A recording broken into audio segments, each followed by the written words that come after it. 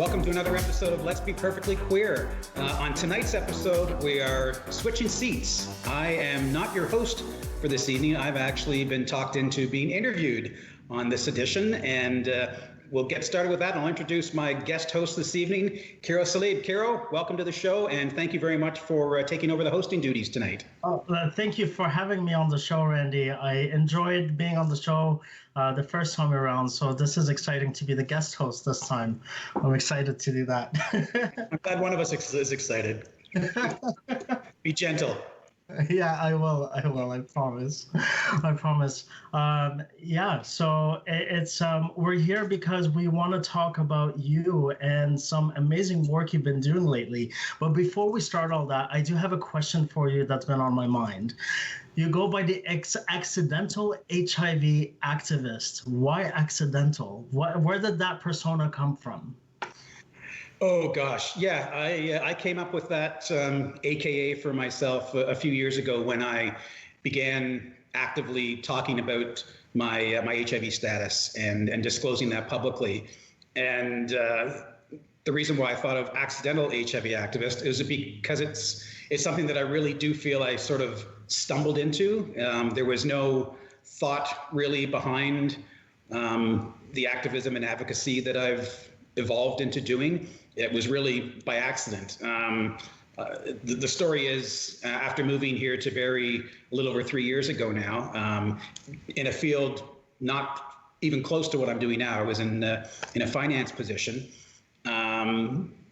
I was watching television one evening, our local CTV affiliate, and they were talking about the AIDS walk that year. And that was 2 years into my diagnosis, and I'd never really thought about being part of an AIDS walk or raising money or awareness around HIV. It was just sort of, something that was my crutch to bear, for lack of a better way to put it. But I remember watching the newscast, and they interviewed folks locally who were living with HIV, and all of those individuals felt the need to disguise their voices and hide their faces. And it started to really get me angry that there was no one living in our area that was willing to go on camera and sort of be a face for HIV. Again, at no fault of theirs. I get it. I totally understand the shame, the stigma around living with HIV.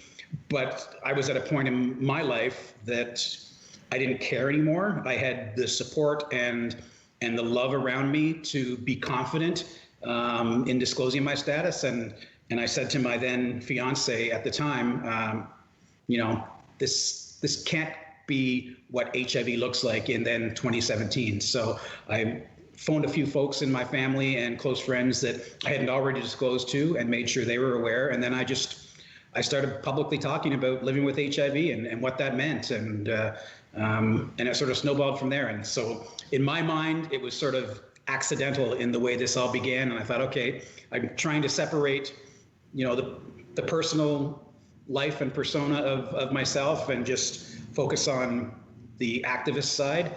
Those obviously have meshed and crossed, and there really is no distinction between the two any longer. I still keep a Facebook page for the Accidental HIV Activist, as well as Instagram and Twitter for social media purposes.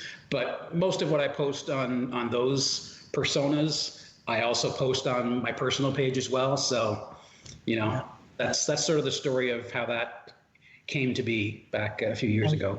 And I could totally relate to everything that you're saying right now, because I was diagnosed in 2007, but I also came accidentally to be doing the work that I am doing right now. So I totally get it, but it's interesting because a lot of us that do the work that we are doing today is very much accidental in some one way or another for a lot of us. So thank you for sharing that. But that leads us to this. This is a good segue for my next question for you about an amazing campaign that you started and I got to be a part of as well. And it's called I wrote it down, the I Can Give You campaign. I want to call it movement, actually, because I feel like it's more of a movement. What made you decide to start that movement and get people to want to be involved?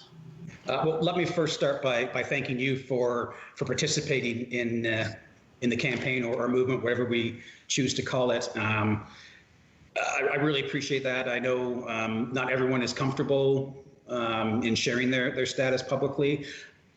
I wasn't concerned that you would say no when I asked you, and I do appreciate that. And it's been wonderful, the response. It's really sort of caught me off guard, quite frankly, the response that I've received around this campaign. And it really, I know it sounds corny, and I hate to tell this story, and my lovely producer Deanne, who convinced me to sit on the other side of the chair and be interviewed for this. I initially said to her, I don't want to do that, certainly not on quote unquote my show, because I don't want this to be about me. This show has always been about, what my guests' message is and what they want to share. It's never been, even though my name is in it, and that had to be for legal reasons. It has to be Let's Be Perfectly Queer with Randy Davis. It's a show for the queer community, initially here in Simcoe, Muskoka, but with COVID, I've loved the fact that we've been able to expand beyond that.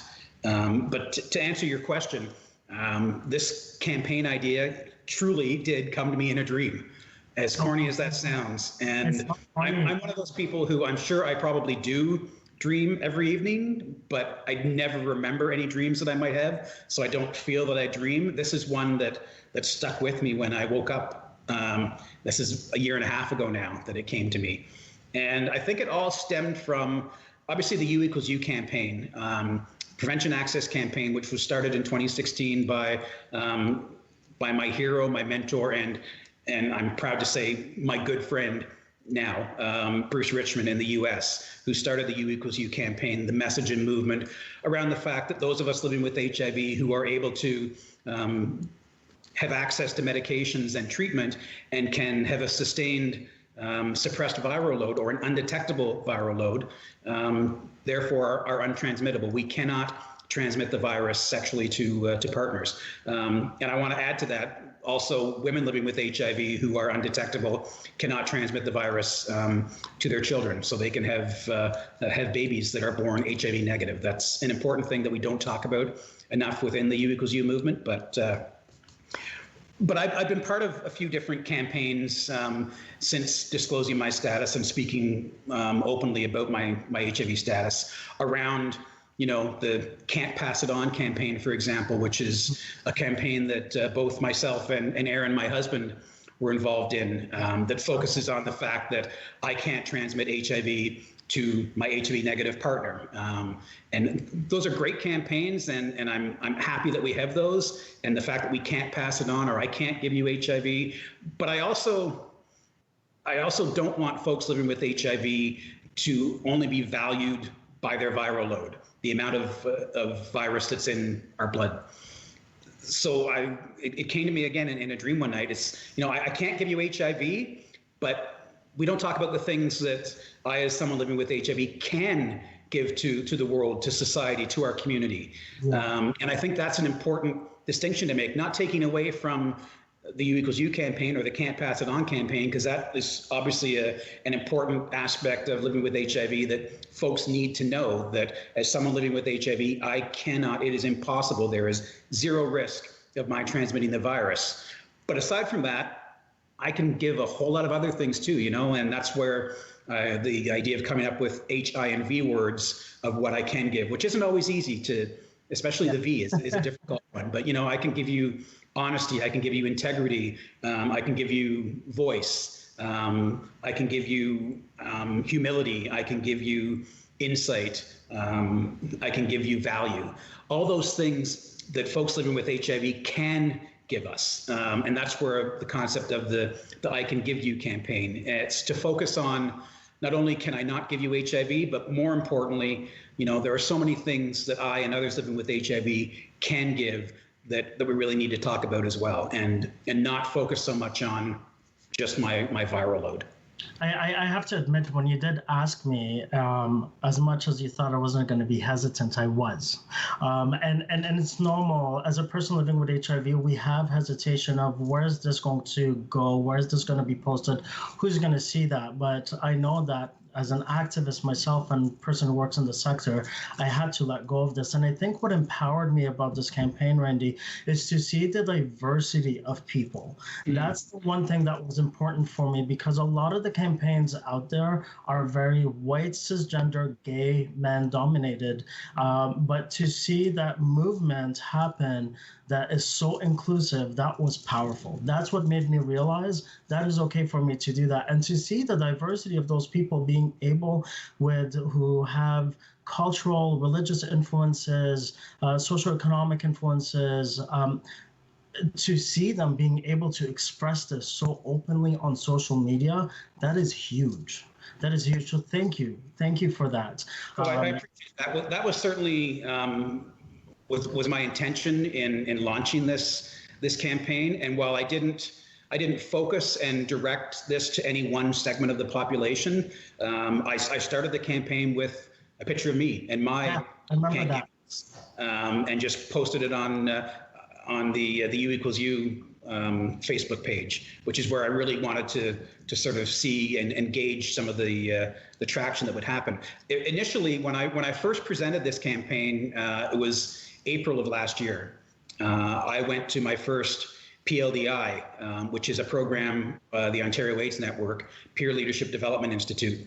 And it's a program for all folks across Ontario living with HIV who want to it sort of fosters leadership within individuals and focuses on the fact that leadership looks different for everyone. You know, my idea of leadership and the things that I do aren't necessarily any good or any better than someone else might do. And one of the last things that we had to do as part of this weekend,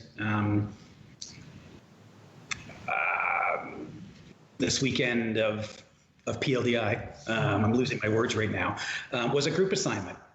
And it was open. We could do whatever we wanted. We could present a song and dance. We could do a spoken word, whatever we wanted to do. And the group that I was hooked up with had a hard time coming up with, well, what are we going to do? What are we going to do? So I had a visualization of what this campaign would look like, and it's sort of the next iteration that I want to see the campaign grow into in video form. And so we did the campaign in front of a room full of folks living with HIV, where I had my colleagues stand up with me, and we had written on pieces of paper with the HIV in bold print, you know, the things that we can give. And then at the end, we all said, but I can't give you HIV. And that was the first time that I had sort of tested the campaign publicly. And I'm glad I did it in front of a room full of folks living with HIV, because I get emotional even thinking about it. There wasn't a dry eye in the audience afterwards, and the response was just so overwhelming that I had to sort of put it aside for a while, because it was almost too much, and I didn't really know. I knew I wanted to sort of launch it, but I didn't know how, and I hadn't been part of this sector for long enough to really have an idea of what strategies I should or shouldn't be doing behind it. So I shelved it for a while. I had a good friend of mine who was actually at the PLDI with me, who is an amazing marketer, come up with some posters, sort of a strategy behind the I Can Give You campaign. I don't even think we had a name for it at that point. It was just, you know, I think it was more, I can't give you HIV was more, and I didn't like that. I wanted the more positive, I can give you, with the U just being the letter U to sort of mirror the whole U equals U movement. Yeah. And Michael Seven came up with an amazing couple of posters around this campaign. And I actually pitched it to the Canadian AIDS Society for last year's National HIV Testing Day. And they had already had a campaign in place, so it was sort of poo-pooed. So we kind of left it, and I still have the PDF forms that Michael sent with some of these posters that he did up, and absolutely beautifully done.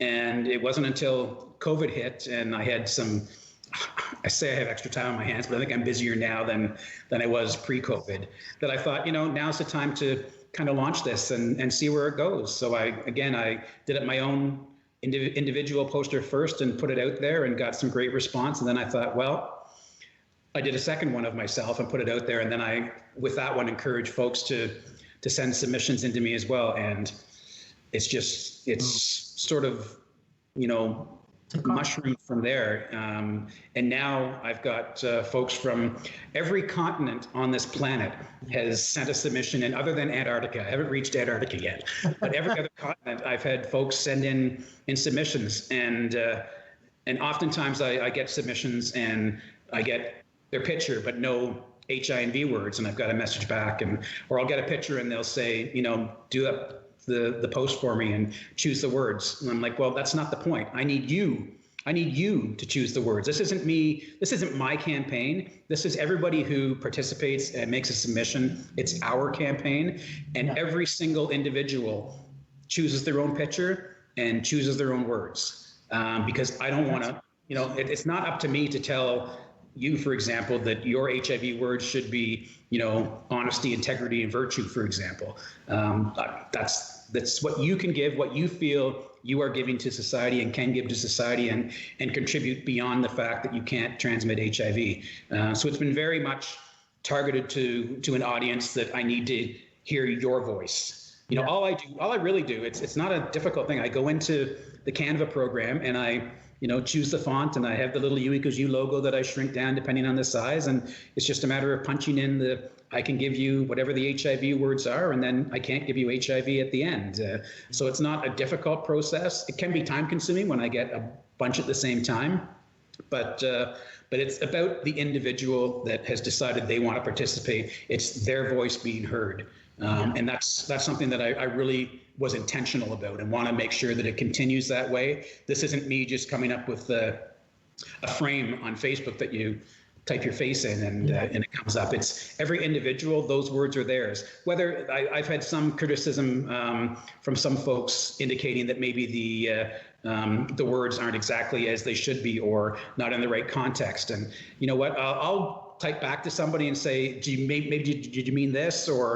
And inevitably, if somebody comes up to me and sends me a submission and it may not make sense to me, it's their words. And as long as they all start with H, I, and V, it's not my job to make any judgments. You don't want to colonize their voices. I like to say it that way. Actually, and that leads to a question that I had. I mean, how with going online, there is the chances and the risk of dealing with online trolls. We love them. We love our online trolls. How do you have you had to handle any situations like this? And have you had to deal with online trolls during this campaign? Not too much, thankfully. I mean, I have had, again, a few folks, mostly the grammar police, send messages, or they'll type messages actually under the posts. I delete them because this isn't about your comments on someone's grammar.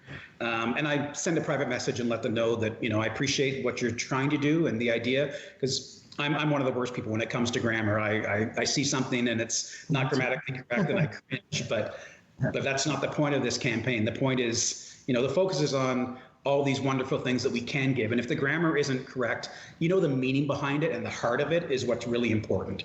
And as always, and I find this not just with this campaign, but anything I post around HIV on some of my social media, though there's a bot that comes on and will put something about some herbal remedy that's cured them of HIV. And those, of course, I delete immediately. Or if it's something on the U equals U Facebook page that I don't have the administrative power to delete, I flag it so the admins see it. Many times the admins on the page catch it even before I do. So that's great. But yeah, for the most part, I haven't had to deal with too much of that, which has been wonderful. That's great. That's really great in terms of that, and I'm happy to hear there hasn't been too many online trolls or any in that matter. That's it. Just all of this is so incredible to see the movement from my personal experience from the time I was living with HIV to where we are now.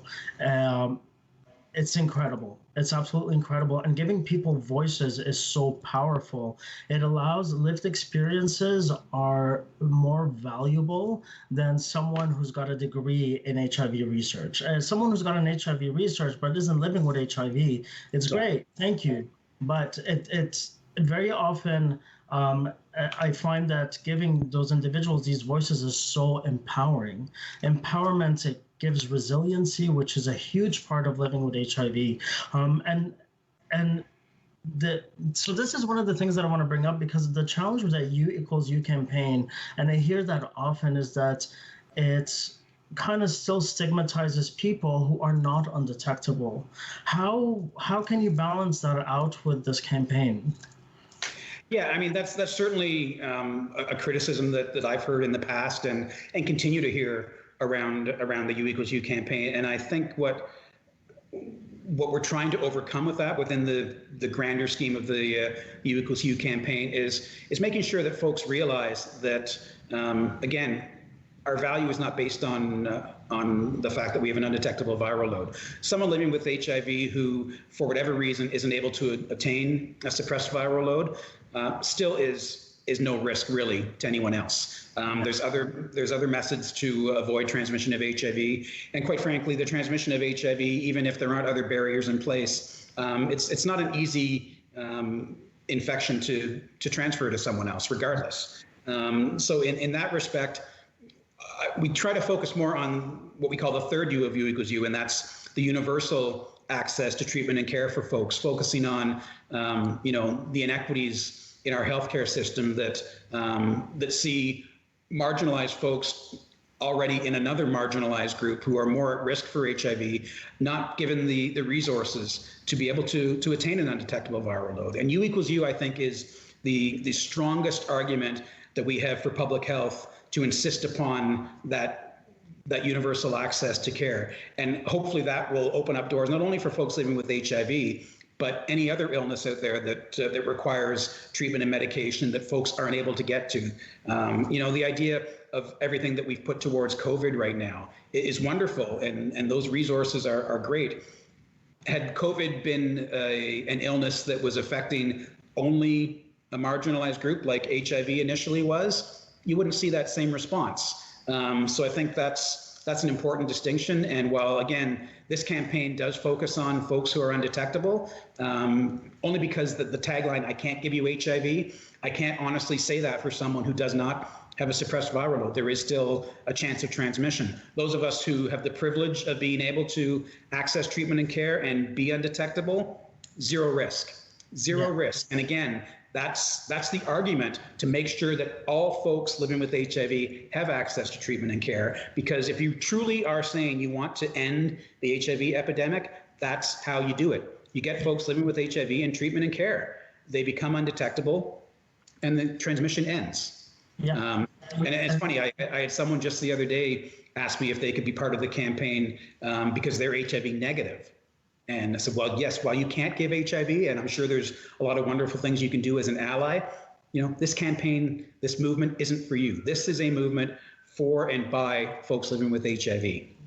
And it's as I'm hearing you talk, and it's like you're reading my mind, because I was thinking, for individuals who are not living with HIV, I've having done campaigns before myself, I understand that some of them want to be part of, but that also, we could talk about PrEP for individuals who don't have a suppressed viral load, for instance, but do have a partner who is HIV negative. The HIV negative partner could go on PrEP, and that thus reduces the chances of HIV transmission. And that's also super important to remember, that there's a few options compared to where we were 10 years ago. It's absolutely incredible to think that there's medicine now that could prevent HIV transmission. Is absolutely incredible. And the science behind the medication today, with very little side effects. And now we have the new injectable once a month that's coming out soon in Canada, which is also great. So the science is developing, and I think that's also been helping a lot of folks be able to be part of the movement, seeing how their lives have changed with medication, how empowered they are, how confident they are as well. So that's absolutely it. It's awesome. It's awesome. Yeah, and that's why I'm really grateful that the campaign has gone beyond just North America. I knew some of my Canadian friends and folks in the US would climb on board, but this campaign has been launched in France. I had someone reach out to me who is in France who wanted to run the campaign for French-speaking folks. And while I've done one French poster here locally for our friend Kerolos in Toronto, he helped me to get the wording correct for their post. But yeah, this campaign is in France now and doing quite well. And I've been reached out to by folks who want to who see it in Spanish, Italian, and Portuguese as well. So that's the next step. But I mean, folks from Uganda are part of this campaign, Peru, a number of folks from Australia and Thailand, Germany, the Philippines. And again, these are some folks that don't have the same privilege and ease of access that some of us with privilege have here in North America. So I think that's important. And I just want to warn you, I've just gotten a note from our producer that we have 3 minutes left. So if you have anything that you want to wrap up here, now's the time. I really don't have much more to add to what's already been said today, but I do want to remind the viewers that PrEP is pre-exposure prophylaxis. It's a pill that you take if you're HIV negative and you have, if you're sexually active or you have a partner who's HIV positive, whether undetectable or not, you could take that. And U equals U, it means, go for it, Randy. Undetectable equals untransmittable. Exactly. So I'd like to reiterate those what do you call them? when you just anyway, I read those terminologies because it's so important for any viewers who are new or anything watching, so they know. Do your research. There's nothing to fear with HIV. And again, Randy, thank you so much for bringing attention to this. It's I mean, I remember when I saw my posting, I was like, oh my God, that's the picture he chose. But most of the folks who have submitted have given me their pictures. Others have said, here's 2 or 3, choose one. And I mean, if I have the choice between, a sexy shirtless picture or buttoned up suit and tie, I'm choosing the sexy shirtless every single time. So it's correlated. It's very correlated. Well, sex and HIV are very correlated. Absolutely. So I totally get it. And sex sells. Hey, it does. So why not? Well, listen, my friend, I want to thank you very much for hosting the episode and interviewing me this evening. I want to also thank my producer, Deanne, for convincing me to take this on. I was absolutely hesitant, again, because I don't like the focus being on me, despite that I have a show with my name in it.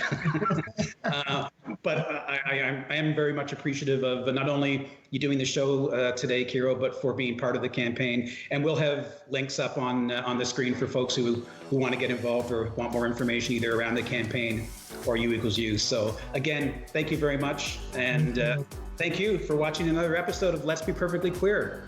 Take care, everyone. Bye. U equals U.